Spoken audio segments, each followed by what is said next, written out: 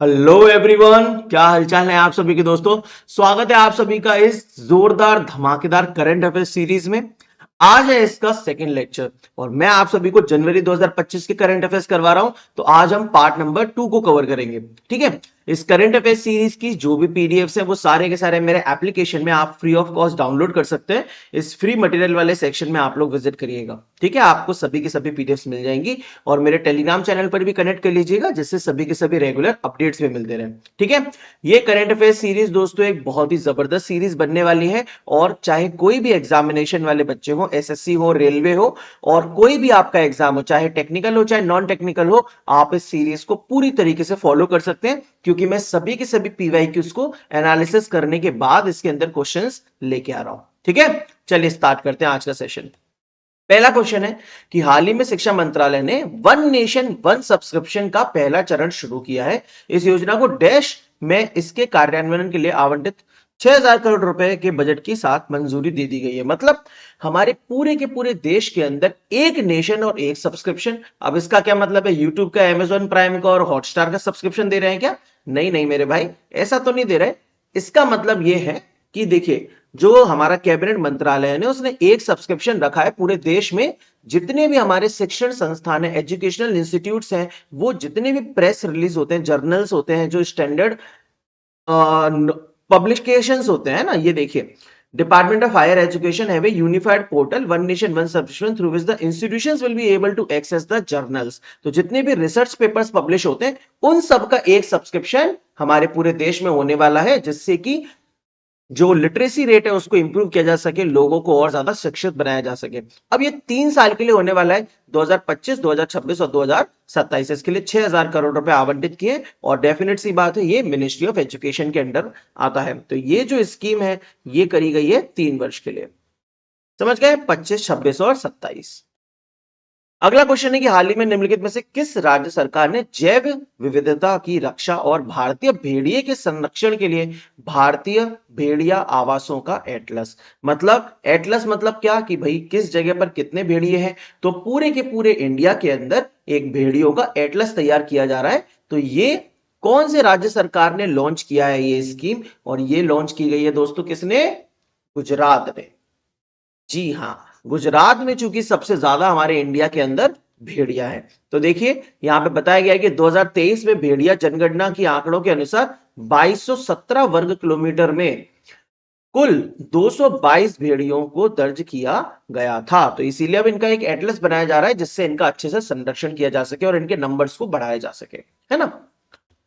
अगला क्वेश्चन है, निम्नलिखित में से किसे नागरिक उड्डयन महानिदेशालय director general of civil aviation का नया महानिदेशक नियुक्त किया गया है? तो director general of civil aviation, हमें पता है कि जो सिविल एविएशन मंत्रालय है उसके मिनिस्टर कौन है? ज्योतिरादित्य सिंधिया। तो उनके अंडर में ये मंत्रालय आता है और इसके नए डायरेक्टर जनरल महानिदेशक बन गए हैं कौन? ये कौन है? Yes, Faiz Ahmed Kidwai, senior IAS officer. इनको इसका नया डायरेक्टर जनरल बना दिया गया है। तो देखिए यहां पे अगला क्वेश्चन, हाल ही में भारत के प्रधानमंत्री ने भारत मंडपम, जो कि नई दिल्ली में हुआ था, है ना, ग्रामीण भारत महोत्सव 2025 का उद्घाटन किया। तो ये भारत मंडप, जैसे भारत मंडप जो शो का नाम है ना, जो ऑर्गेनाइज हुआ था उसके अंदर एक महोत्सव बनाया था, ग्रामीण भारत महोत्सव 2025। यह कार्यक्रम निम्नलिखित में से किस संगठन द्वारा आयोजित किया जाता है? तो ये जो भारत मंडपम है ये कौन आयोजित करता है? तो इसमें देखिए, ग्रामीण भारत महोत्सव मतलब ग्रामीण की बात हो रही है, एग्रीकल्चर, तो एग्रीकल्चर से रिलेटेड अब दो ही ऑप्शंस है, एक तो आईसीएआर और एक नाबार्ड। तो कौन करता है इसको? नाबार्ड करता है, राष्ट्रीय कृषि और ग्रामीण विकास बैंक। ठीक है, उसी के पास पैसा होगा, बैंक वालों के पास, तभी तो लगाएगा पैसा, खर्च करेगा और ऑर्गेनाइज करेगा, भैया महोत्सव करवाएगा। तो देखो यहाँ पे ये जो ऑर्गेनाइज हुआ था ये दोस्तों 4 से 9 जनवरी तक हुआ था, है ना। और इसके अंदर एक थीम भी रखी गई थी कि विकसित भारत 2047 के लिए एक लचीले ग्रामीण भारत का निर्माण, है ना, building a resilient rural India for a विकसित भारत 2047। इसमें एक और आदर्श वाक्य दिया गया था, गांव बढ़े तो देश बढ़े। तो ये आप याद रख सकते हैं, गांव बढ़े तो देश बढ़े, ये इसका आदर्श वाक्य था। ठीक है ना। चलो, तो नाबार्ड के द्वारा कराया गया था, बहुत ही बढ़िया। अगला क्वेश्चन बड़ा ही इंटरेस्टिंग है, इसमें आपको स्ट्रेटेजी के भी मिल जाएगा। निम्नलिखित में से किस राज्य ने वार्षिक कागेद नृत्य महोत्सव मनाया है। तो ये जो कागेद नृत्य महोत्सव है ये कौन से राज्य से रिलेटेड है? तो देखिए दोस्तों, ये रिलेटेड है सिक्किम से। मैंने आपको लास्ट टाइम पे लास्ट क्लास में सिक्किम के पासेस कराए थे कि सिक्किम में पास कौन से होते हैं। मैंने आपको सिक्किम के डांस भी करवाए थे। अब देखिए यहाँ पे फेस्टिवल्स ऑफ सिक्किम, कौन कौन से फेस्टिवल होते हैं सिक्किम के अंदर। देखो, लोसर होता है एक इंपॉर्टेंट फेस्टिवल, ये एक तिब्बतन न्यू ईयर कहा जाता है इसे, और ये फरवरी में आता है लोसर। फिर सागा दावा, ये भी सिक्किम का बहुत इंपॉर्टेंट फेस्टिवल है क्योंकि इसमें बुद्धिस्ट कम्युनिटी सेलिब्रेट करती है। जैसे हमारे यहाँ बुद्ध पूर्णिमा होती है, जो गौतम बुद्ध थे उनके जन्म दिवस के लिए मनाया जाता है, तो ये सागा दावा भी वही है, बुद्ध पूर्णिमा ही है बेसिकली। इन लोगों के लैंग्वेज में सागा दावा कहते हैं। फिर ये कागेद डांस है, कागेद छम, है ना, ये लामास, जो लामा कम्युनिटी है उनके द्वारा डांस किया जाता है इसके अंदर, सारी के सारी इविल फोर्सेस को खत्म करने के लिए अपने राज्य से। और फिर आता है सबसे फेमस लोसुंग फेस्टिवल, जिसको नामसुंग भी कहते हैं, इनको लेपचास बनाते हैं। लोसुंग को कौन बनाते हैं? लेपचास। ये हार्वेस्ट फेस्टिवल है ना, celebrated in December by Lepchas and भूटियास।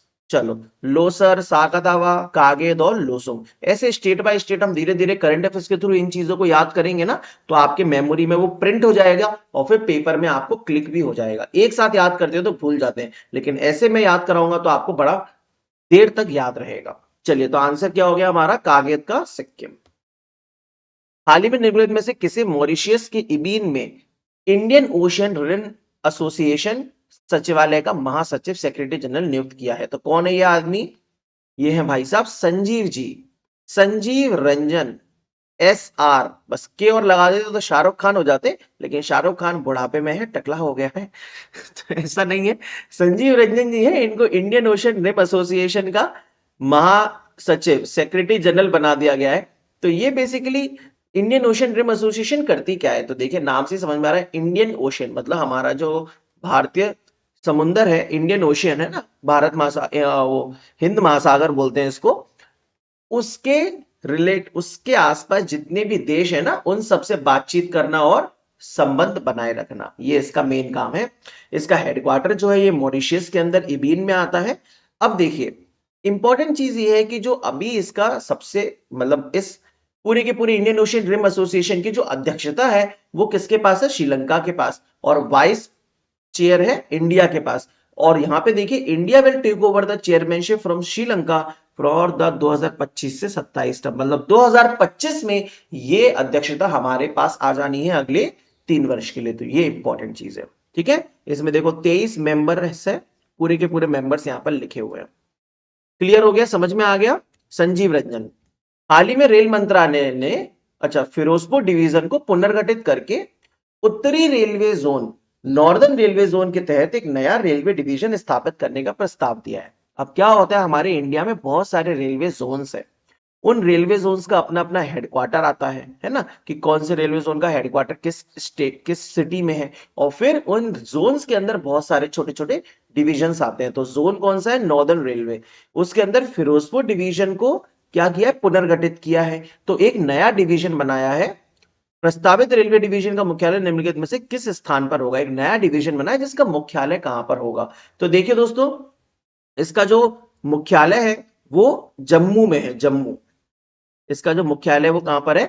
Jammu में। अब हमारे भारत के अंदर टोटल कितने रेलवे जोन्स होते हैं ये भी हमें जानना चाहिए। और अभी तो रेलवे की वैकेंसी भी आने वाली है, तो ये तो आपको पता ही होना चाहिए। हमारे इंडिया में टोटल 19 रेलवे जोन है, 19।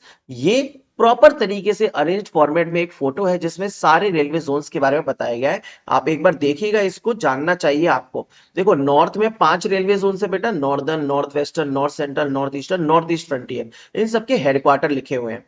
फिर यहाँ पे देखिए, वेस्ट में 2 हैं, बीच में 1 है और ईस्ट में 3 है। तो 2 1 3, ऊपर 5 और नीचे हैं 6। और इसके अलावा एक कोंकण रेलवे जोन है जिसका हेडक्वार्टर नवी मुंबई है, और एक मेट्रो रेलवे जोन भी है जो कि पेपर में पूछा भी जाता है, जिसका हेडक्वार्टर कलकत्ता में है, क्योंकि सबसे पहले मेट्रो कलकत्ता में ही आई थी, है ना। तो ये पूरे के पूरे रेलवे जोन है और इनके हेडक्वार्टर है। जब भी आपको जरूरत पड़े तो इस पीडीएफ में से इस डेटा को देख लेना, बहुत इंपॉर्टेंट डेटा है। फिर यहाँ पे देखिए एक और फोटो है, तो ये थोड़ा सा और अरेंज्ड फॉर्मेट में बता रहा है चीजों को कि मुंबई ये, फिर इलाहाबाद बीच में पड़ जाता है, फिर दिल्ली का नॉर्दर्न रीजन, ये north central, Jaipur north western, Gorakhpur north east frontier, है ना, north eastern, Guwahati north east frontier, इस तरीके से। तो ये पूरा हिसाब किताब मैंने अच्छे से बना दिया है यहाँ पे। समझ में आ गया? तो आंसर था जम्मू। अगले क्वेश्चन में चलते हैं कि भारतीय तट रक्षक बल जो इंडियन कोस्ट गार्ड और निम्नलिखित में से किस संस्थान ने तट रक्षक चिकित्सा अधिकारियों के चिकित्सा प्रशिक्षण और क्षमताओं को बढ़ावा देने के लिए समझौता ज्ञापन पर हस्ताक्षर किया। मतलब इंडियन कोस्ट गार्ड के ऑफिसर्स को मेडिकल सर्विसेज प्रोवाइड करने के लिए किसके साथ एक एमओयू साइन किया है? तो ये साइन करा है हमारे देश के सबसे उच्च कोटि के हॉस्पिटल के साथ, जो कि है एम्स। जी हाँ, एम्स नई दिल्ली। ठीक है, अखिल भारतीय आयुर्विज्ञान संस्थान। अगला क्वेश्चन, निम्नलिखित में से किसे भारतीय खाद्य निगम फूड कॉर्पोरेशन ऑफ इंडिया का अध्यक्ष और मैनेजिंग डायरेक्टर नियुक्त किया गया है? तो कौन है दोस्तों ये फूड कॉर्पोरेशन ऑफ इंडिया, देखिए नई दिल्ली में इसका हेडक्वार्टर है। यह है आशुतोष अग्निहोत्री। तो अग्निहोत्री सरनेम बड़ा ही खतरनाक होता है भाई, है ना। अक्सर मूवीज वगैरह में फिल्म स्टार्स यूज करते हैं इसको, अग्निहोत्री सरनेम को। इनका तो नाम ही है, तो बड़ी खतरनाक पर्सनैलिटी है, दिख भी रहे हैं बड़े डैशिंग। आशुतोष अग्निहोत्री, याद रखिए, फूड कॉर्पोरेशन ऑफ इंडिया। अगला क्वेश्चन है कि निम्नलिखित में से किस संगठन ने भारत को एआई में वैश्विक नेता, ग्लोबल लीडर के रूप में स्थापित करने के लिए 2025 को कृत्रिम बुद्धिमत्ता का वर्ष, ईयर ऑफ आर्टिफिशियल इंटेलिजेंस के रूप में नामित किया है? मतलब हमारे इंडिया में एआई को बहुत ज्यादा लेवल पे हमें प्रमोट करना है, तो इसके लिए पूरे के पूरे वर्ष को ही ईयर ऑफ आर्टिफिशियल इंटेलिजेंस, कृत्रिम बुद्धिमत्ता का वर्ष घोषित कर दिया है। अब ये कौन है? तो भैया आपकी एनसीईआरटी की किताबें कौन बनाता है? एआईसीटीई बनाता है। एनसीईआरटी पे लिखा होगा ना एआईसीटी, तो अखिल भारतीय तकनीकी शिक्षा परिषद AICTE, all India council for technical education, ये जो संस्थान है इसने हमारे भारत को एआई बनाने का लक्ष्य साध लिया है कि अब तो भारत को एआई इंडिया बना के ही रहेंगे। चलो भैया, ये बड़ा इंटरेस्टिंग क्वेश्चन है दोस्तों। आप कौन से जनरेशन के हैं ये कमेंट सेक्शन में जरूर बताइएगा। मैं जानना चाहता हूं कि आपका बर्थ ईयर क्या है। कौन जो जो ये वीडियो देख रहे हैं वो जरूर बताइएगा कि आप कौन है ना। बर्थ ईयर नहीं बताइएगा, आपको ये डेटा बताना है जो मैं अभी बताऊंगा, आपको पूछूंगा। देखो, हाल ही में मिली जानकारी के अनुसार 1 जनवरी 2025 को भारत ने अपने पहले जनरेशन बीटा बेबी, जिसका नाम है बेटा फ्रैंकी रेमरूदिका जादेंग, जो भी है इसका नाम, है ना, फ्रैंकी रेमरूट का जादेंग का जन्म मनाया। जनरेशन बीटा एक शब्द है जो डैश के बीच पैदा हुआ बच्चों को दर्शाता है। तो ये जनरेशन बीटा वाले है कौन? तो देखो, ये है वो पहला बेबी बेटा, 1 जनवरी 2025 को ये पैदा हुआ है। इसको जनरेशन बीटा बेबी का सबसे फर्स्ट चाइल्ड बोला जा रहा है। इसका नाम है फ्रैंकी, आप याद रखिए, फ्रैंकी नाम है, और ये मिजोरम के ऐजवाल में जन्मा है। ठीक है, 12:03 पे। अब देखो, अब यहां मैं बात कर रहा था कि आप कौन सी जनरेशन से हैं। मैं अपना बता देता हूं, मैं मिलेनियल्स में आता हूं मेरे दोस्त, मतलब जेन वाई में है ना। ये जनरेशन एक्स 1965 से 80 है, बड़ा सिंपल भी है, इसको याद रखना। 15-15 साल का गैप है लगभग लगभग। देखो, जनरेशन एक्स में 65 से 80 हो गया, फिर मिलेनियल्स में 81 से 96 हो गया, लगभग 15 साल। फिर 97 से 2010, 1996 से 2010, फिर लगभग 15 साल, 14 साल इधर इधर। फिर जनरेशन जेन जी जिनको आप बोलते हैं, वो 1997 से लेके 2010 वाले हैं। फिर जेन अल्फा आ चुका है 2011 से लेके 24, और फिर जनरेशन बीटा अब स्टार्ट कर रहे हैं भैया 2025 से 2039 वालों को बोलना। समझ गए? तो आप कौन सी जनरेशन के हैं जरूर बताइएगा। तो इसका आंसर हो जाएगा 2025 से 2039, है ना। चलो, जनरेशन बीटा क्लियर है। 15-15 साल का गैप है, एक बार देख लेना, आराम से क्लियर हो जाएगा। हाल ही में kho kho federation of India द्वारा प्रथम खो खो विश्व कप के लिए निम्नलिखित में से कौन से मैस्कॉट का अनावरण किया गया है? तो ये खो खो विश्व कप ऑलरेडी हो चुका है ना, क्योंकि अब तो भैया सितंबर चल रहा है। तो ये खो खो विश्व कप तो हो गया है पहले, तो इसके रिजल्ट भी मैं बताता हूं। सबसे पहले इसके मैस्कॉट जान लीजिए, ये कौन है बेटा? ये है तेजस और तारा। ये देखिए यहाँ पे, तेजस और तारा, है ना। फेडरेशन ने टूर्नामेंट के लिए तेजस और तारा नामक गजल मैस्कॉट शुभंकर की भी पेश किए, ठीक है ना। और इसके जो विजेता है खो खो विश्व कप के, वो भी जान लीजिए। तो कौन है? देखो, मेंस और वुमेन्स दोनों में ये प्रतियोगिता हुई थी, और दोनों में ही इंडिया ने नेपाल को हरा दिया है। कब से कब तक हुआ था? ये 19 जनवरी को हुआ था फाइनल। देखो कहां पे हुआ था, इंदिरा गांधी इंडोर स्टेडियम के अंदर हुआ था, नई दिल्ली में, खो खो विश्व कप। ठीक है ना? और ये this was the inaugural edition, मतलब ये पहली बार हुआ है हमारे इंडिया में, है ना, पहली बार हुआ है ये खो खो विश्व कप। और इसमें 20 मेन और 19 वुमेन्स की टीम होती है। ठीक है, चलिए, इंडियन ओलंपिक एसोसिएशन इसको स्पॉन्सर कर रहा था, इसको देख रेख रहा था। चलो, आपको तो भाई ये भी पता चल गया मैस्कॉट कौन है, और रिजल्ट भी पता चल गए, दोनों में ही इंडिया जीती है, तो गर्व की बात है, बहुत ही बढ़िया। हमारा इंडिया अभी कबड्डी और खो खो और क्रिकेट में लगभग नंबर 1 ही समझिए आप पूरे के पूरे विश्व में। तो आंसर क्या हो जाएगा? तेजस और तारा। चलिए, अगला क्वेश्चन है कि निम्नलिखित में से किसे NASSCOM, national association of software and service companies, NASSCOM foundation, दोनों अलग अलग हैं। देखो, नैसकॉम फाउंडेशन का मुख्य कार्यकारी अधिकारी, सीईओ नियुक्त किया गया है। तो कौन है दोस्तों? ये ज्योति शर्मा, है ना। तो नैसकॉम फाउंडेशन ये क्या करती है? ये अलग अलग कंपनीज को टेक्नोलॉजी एनहेंस्ड सर्विसेज प्रोवाइड करती है कि जिससे उनकी कंपनी को ग्रो किया जा सके और देश के लिए अच्छे से काम किया जा सके। तो नैसकॉम फाउंडेशन की सीईओ बन गई है ज्योति शर्मा। ये देखिए, बड़ा बढ़िया क्वेश्चन है। इसमें कहा गया है कि केंद्रीय मत्स्य पालन, पशुपालन और डेयरी मंत्री ने हाल ही में प्रधानमंत्री मत्स्य संपदा योजना के तहत भारत का पहला जैविक मत्स्य पालन क्लस्टर, तो एक जैविक बोले तो यहां पे लिखा होगा India first ever organic fisheries cluster, ये लॉन्च किया है। कहां पे लॉन्च किया है ये? तो ये लॉन्च किया है फिर से सिक्किम में, और वो भी सोरेंग, सोरेंग सिक्किम के अंदर लॉन्च किया है मत्स्य पालन, जैविक मत्स्य पालन क्लस्टर।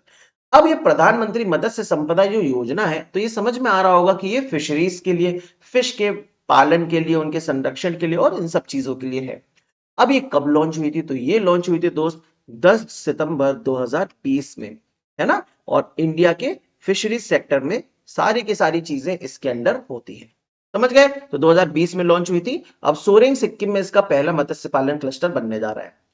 अगला क्वेश्चन है कि भारतीय तटरक्षक बल का एक और क्वेश्चन है। अच्छा, भारतीय तटरक्षक बल, इंडियन कोस्ट गार्ड के लिए 2 फास्ट पेट्रोल वेसल्स, इनको क्या करना होता है? हमारी जो कोस्ट लाइन है, तटीय रेखा है, उसको पूरा का पूरा प्रोटेक्ट करना होता है। तो उसके लिए एक जो पेट्रोलिंग करनी होती है ना, तो 2 फास्ट पेट्रोल वेसल जिनका नाम है अमूल्य और अक्षय लॉन्च किए गए।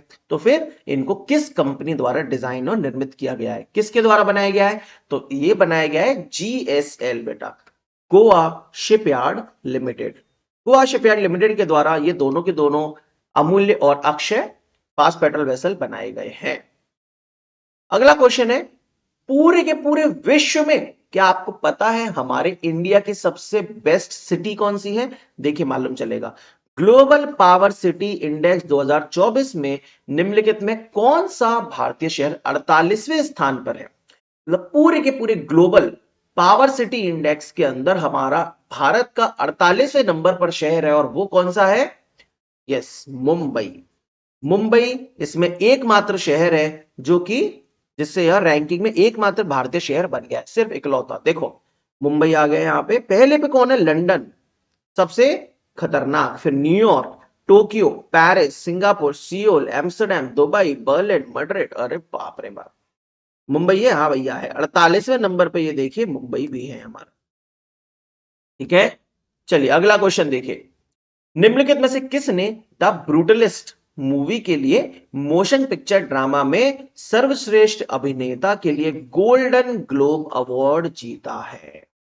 याद रखिएगा, जो ऑस्कर अवार्ड्स होते हैं उनको अकेडमी अवार्ड्स कहते हैं, ये गोल्डन ग्लोब अवार्ड्स है और ये अलग है। अब यहां पे मैंने आपके लिए बहुत ही बेहतरीन तरीके से 4 अवार्ड समराइज किए। ये देखो, ये 70th बाफ्टा अवार्ड है, ये 97th ऑस्कर या अकेडमी अवार्ड है, ये 82 गोल्डन गोल्डन ग्लोब है, और ये 70th कांस फिल्म अवार्ड है। आप इसमें अगर ऑब्जर्व करेंगे मेरे दोस्त अच्छे से, तो बाफ्टा के अंदर भी देखो बेस्ट एक्टर एड्रियन ब्रॉडी है, और 97th ऑस्कर में भी एड्रियन ब्रॉडी है, और गोल्डन ग्लोब के अंदर भी एड्रियन ब्रॉडी ही है। तो आपके 3 जो अवार्ड्स हैं उसमें बेस्ट एक्टर सेम है और आपको याद भी हो चुका है। फिर देखिए, बाफ्टा में best actress Mikey Madison Anora के लिए, और ऑस्कर में भी माइकी मेडिसन अनोरा के लिए। गोल्डन ग्लोब में जो बेस्ट एक्ट्रेस है वो फर्नांडा टोरेस है। ठीक है, ये कांस फिल्म अवार्ड है जिसमें बेस्ट एक्टर बेस्ट एक्ट्रेस दिया है, लेकिन ये इतना ज्यादा पेपर में नहीं आता, तो रहने दो। ठीक है, तो आंसर क्या हो जाएगा?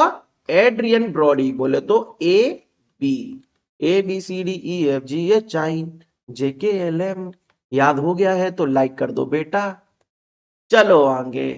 हाल ही में मिली जानकारी के अनुसार एशिया के सबसे बड़े एरो शो एरो इंडिया 2025 का 15वां संस्करण फरवरी 2025 में निम्नलिखित में से किस स्थान पर आयोजित किया जाएगा? तो ये एरो शो जो है ये आपको जरूर देखने जाना चाहिए, है ना। ये भारत का सबसे बड़ा एरो शो है, इसमें हमारे भारत के बहुत बड़े बड़े जो दिग्गज एरोप्लेन्स हैं वो आके यहाँ पर अपना प्रदर्शन दिखाते हैं, है ना।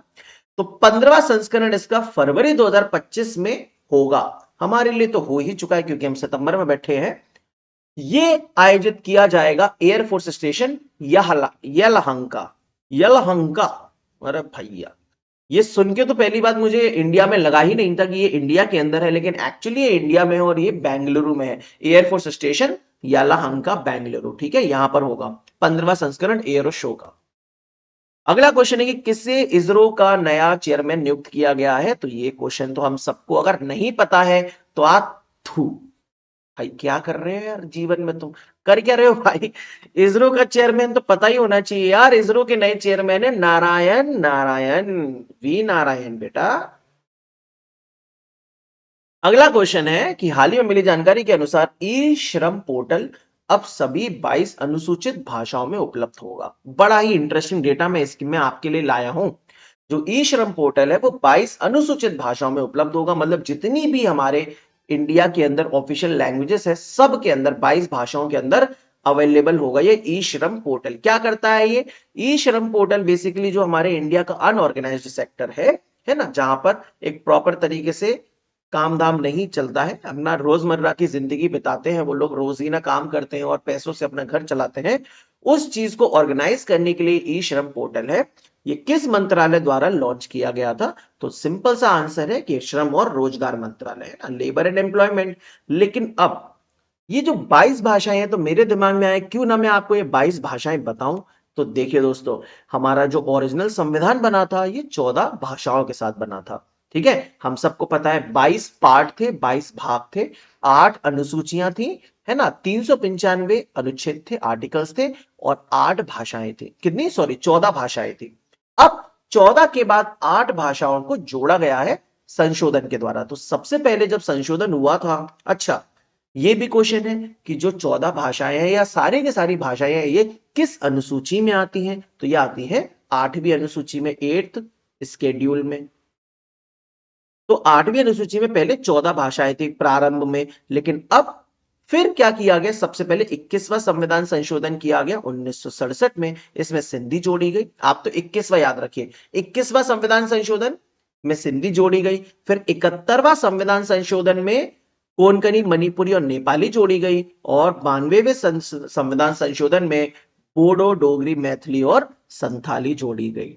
तो यहां पर इन क्वेश्चंस में मुझे जो जो डेटा अच्छा लगेगा मैं वो डेटा डाल दूंगा, चाहे वो पॉलिटी हो, हिस्ट्री हो, ज्योग्राफी हो या स्ट्रेटेजी के हो। मैं आप सभी को बस कंटेंट देना चाहता हूं, और वो भी इस तरीके से जो आप लंबे समय तक याद रखें। ठीक है, चलिए, तो आंसर हो जाएगा इसका रोज श्रम और रोजगार मंत्रालय, सिंपल। अगला क्वेश्चन ये है कि भारत निम्नलिखित में से किसे भारतीय एथलेटिक्स महासंघ, एथलेटिक्स फेडरेशन ऑफ इंडिया का नया अध्यक्ष चुना गया है? तो ये चुना गया बहादुर साहब को। भैया एथलेटिक्स अगर किसी को संभालना है तो उस आदमी के अंदर बहादुरी तो होनी ही चाहिए, है ना। तो बहादुर सिंह साहू को एथलेटिक्स फेडरेशन ऑफ इंडिया का चुना गया अध्यक्ष। यहां पे एक और एक्स्ट्रा चीज, यहां पे देखिए आईसीसी के सीईओ नए बनाए गए हैं, कौन? संजोग गुप्ता। और ये जनवरी 2025 के हिसाब से नहीं, ये बिल्कुल लेटेस्ट अभी के हिसाब से है कि सीईओ आईसीसी के बने हैं संजोग Gupta. President international Olympic council की क्रिस्टी कोवेंट्री, केसी क्रिस्टी, है ना। इंटरिम प्रेसिडेंट बीसीसीआई के राजीव शुक्ला। कैप्टन बना दिए गए हैं इंडियन टेस्ट क्रिकेट टीम के शुभमन गिल। और ये देखिए पूछा था एथलेटिक्स फेडरेशन ऑफ इंडिया के बहादुर सिंह साहू, बॉक्सिंग फेडरेशन के अजय, और इंडियन ओलंपिक एसोसिएशन की पीटी उषा। आई थिंक ये आपको याद भी होगा, ये अच्छा क्वेश्चन है। खो खो फेडरेशन के भैया नए प्रेसिडेंट कौन बने हैं? तो वो बने हैं सुधांशु मित्तल जी। क्लियर है दोस्तों? अगला क्वेश्चन देखिए, निम्नलिखित में से कौन सा देश ब्रिक्स समूह का पूर्ण सदस्य बन गया है? तो भैया ब्रिक्स समूह तो 5 अल्फाबेट से बनता है, BRICS। इसमें हर अल्फाबेट का मतलब है Brazil, Russia, India, China, south Africa. तो भैया 5 ही देश होने चाहिए, लेकिन नहीं, इन लोगों के अंदर चुल है, ये लोग और भी देशों को ऐड करेंगे, 5 से इनकी पूर्ति नहीं होगी। तो देखो इन्होंने फिर और किस किस को ऐड कर लिया, इजिप्ट को, इथियोपिया को, इंडोनेशिया को, ईरान को और यूएई को। इजिप्ट, इथियोपिया, इंडोनेशिया, ईरान और यूएई, यूनाइटेड अरब अमीरात, है ना। तो निम्नलिखित में से कौन सा देश सबसे का पूर्ण सदस्य बन गया है? तो ये बन गया है इसमें से इंडोनेशिया, है ना। ना आर्मेनिया है, ना कुवैत है, ना जॉर्डन है। ठीक है, कब बनाया गया था ये ब्रिक्स? तो देखो ब्रिक्स के बारे में जानकारी यहां पर बहुत अच्छे से दी है कि ये जो ब्रिक्स है, इस समूह को 2006 में ब्रिक विदेशी मंत्रियों की पहली बैठक के दौरान औपचारिक रूप दिया गया था। मतलब 2006 में ये 4 ही अल्फाबेट का था। साउथ अफ्रीका भी नहीं था, साउथ अफ्रीका 2010 में आया है ना, 2010 में हो। फिर उसके बाद अब ये कम से कम 10 देशों का समूह बन गया है। पहले तो 5 देशों का था, फिर अब इजिप्ट, इथियोपिया, इंडोनेशिया, ईरान और यूएई भी आ गए हैं। चलो बहुत बढ़िया।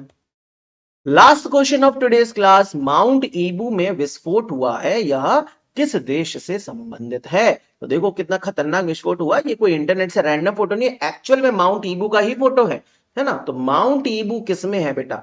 ईबू ईबू, तो ये ईबू ईबू करके तो कोई गाना भी था ना बेटा, इंडोनेशिया में है। माउंट ईबू किस में है? इंडोनेशिया में। ठीक है, चलिए, तो आपको ये लेक्चर कैसा लगा कमेंट सेक्शन में बताइएगा। और अगर पीडीएफ डाउनलोड करनी है तो ये रहा फ्री मटेरियल का सेक्शन ऐप में, इसके अंदर मिल जाएगी। एक बार स्वाइप डाउन कर लेना, उसको नीचे स्क्रॉल कर लेना। अगर पीडीएफ को टच करोगे तो खुलेगी नहीं शायद पहली बार में, तो एक बार ऐसे नीचे स्क्रॉल कर लेना, फिर टच करना, पीडीएफ डाउनलोड हो जाएंगे। ठीक है, लेक्चर अच्छा लगा है तो लाइक कर दीजिएगा और इसको ज्यादा से ज्यादा दोस्तों शेयर कीजिए, क्योंकि ये कोई डेटा ऊपर वाला भगवान मुझे आके नहीं दे रहा है। ये पूरा डेटा इकट्ठा करने में मुझे कम से कम दिन के 3 से 4 घंटे तो मिनिमम देने ही पड़ते हैं, तब जाके एक लेक्चर तैयार होता है, फिर रिकॉर्ड और फिर एडिट। तो प्लीज दोस्तों, अगर आपको मेहनत अच्छी लग रही है तो प्लीज इसको अप्रिशिएट करिए, फैलाइए, जितना ज्यादा हो सकता है उतना ज्यादा शेयर करिए। मैं आपसे नेक्स्ट वीडियो में मिलता हूं। Thank you.